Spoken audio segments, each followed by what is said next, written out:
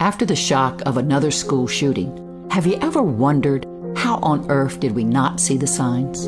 How could parents, family members, teachers, and neighbors not have seen a problem in the making? Our best hope of preventing school violence comes from understanding the bully-victim dynamic. Bullying is a relationship issue. Together, let's see how to make a bully from scratch.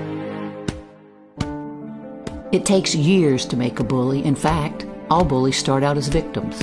A child doesn't wake up one day and decide, I think I'll be a bully, any more than a child wakes up and says, I think I'll be a victim. Becoming a bully is a journey of specific life experiences starting at birth. There are road signs along the way that signal intervention is needed.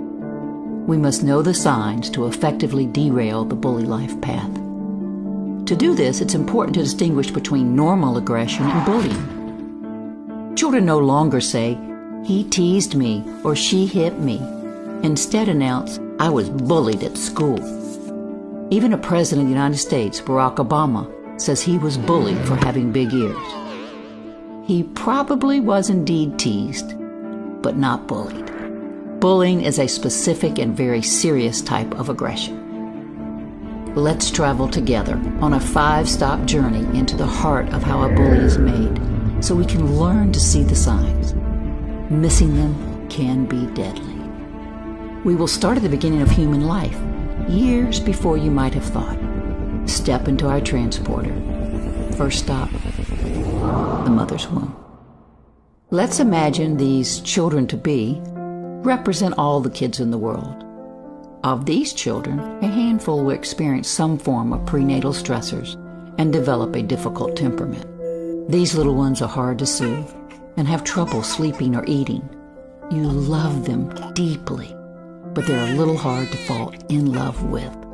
When you play peekaboo, there are no smiles or giggles. These children turn and squirm away. A parent at this time might feel like, you've been crying since you were born. I tried blowing raspberries and you cried.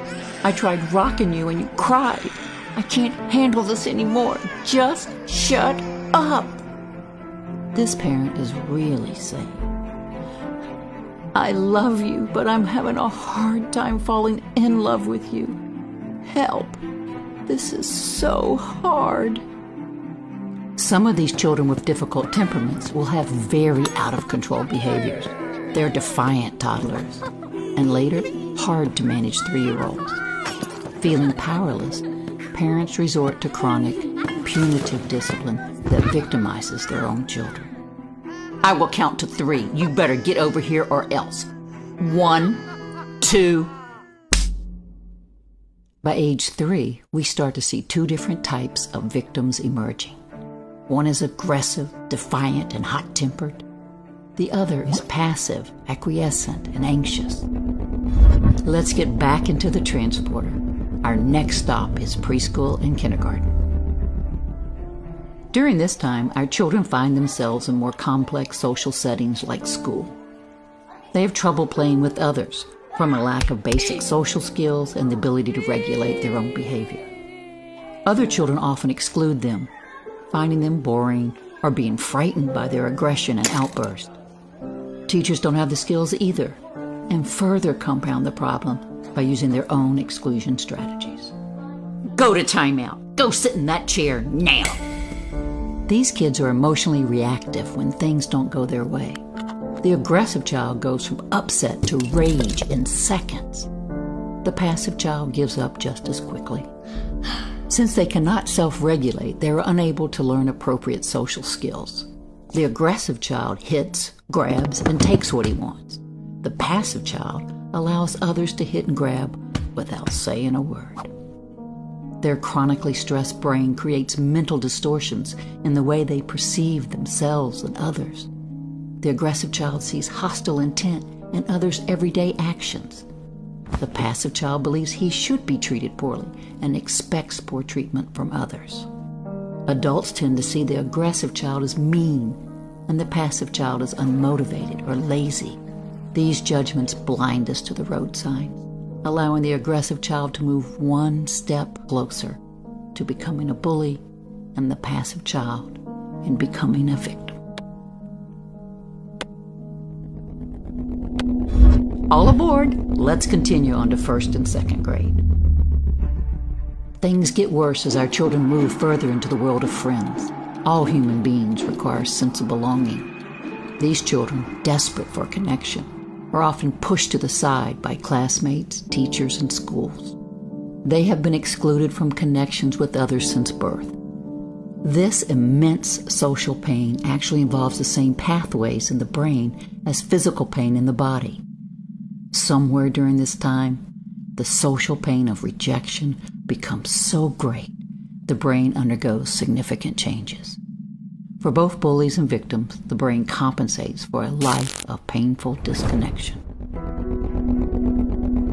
Buckle in as we continue to see what happens to these children ages 8 through 12. Both our bully and victim are still searching for connection and a place to belong. Since the mainstream tends to exclude them, they move towards one another. The bully says, "You're mine, I own you, now do what I say or else." And the victim provokes or acquiesces because a bad connection seems better than no connection at all. Both our bully and victim are now immune to consequences because they simply don't care. One of the changes their brain has gone through is to shut down the caring system. Adults might threaten with, "You're going to get kicked out of school." "Go ahead, kick me out, I don't care." "We are going to call your parents." "So what? I don't care." "We're going to take away computer privileges."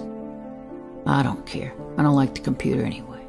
"We are going to ground you, spank you, send you to alternative school." "Yeah, so what?" Since the part of the brain responsible for the motivation to care is literally turned off, there is no punishment or discipline that will help. Rewiring this system can only occur through connections with others.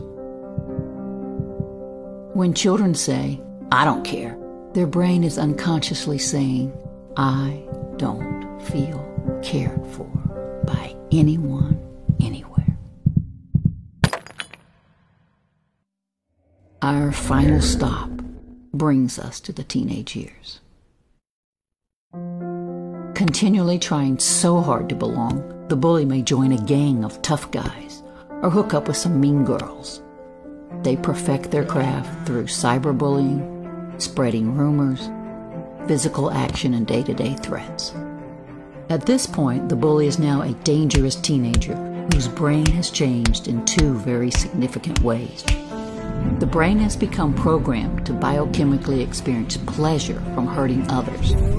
The bully's internal pharmacy provides him with opioids that act like morphine to deaden the pain of his life journey. The teenager is literally addicted to causing others pain. The brain is immune to rejection and ostracism.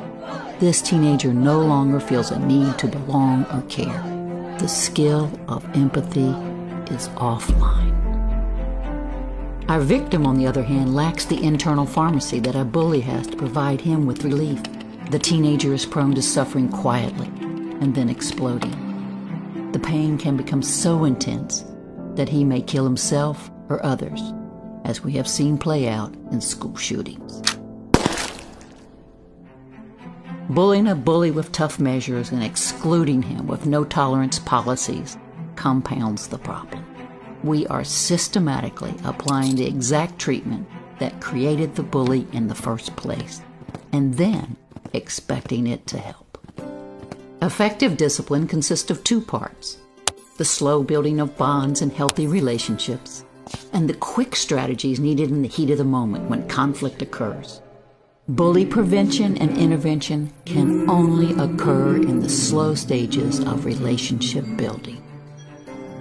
Our awareness of the 5 road signs and how a bully is made will save countless lives. Conscious discipline has effective, researched interventions for every road sign along the way. Join us on a journey to a better world. We can walk this road together. Are you willing?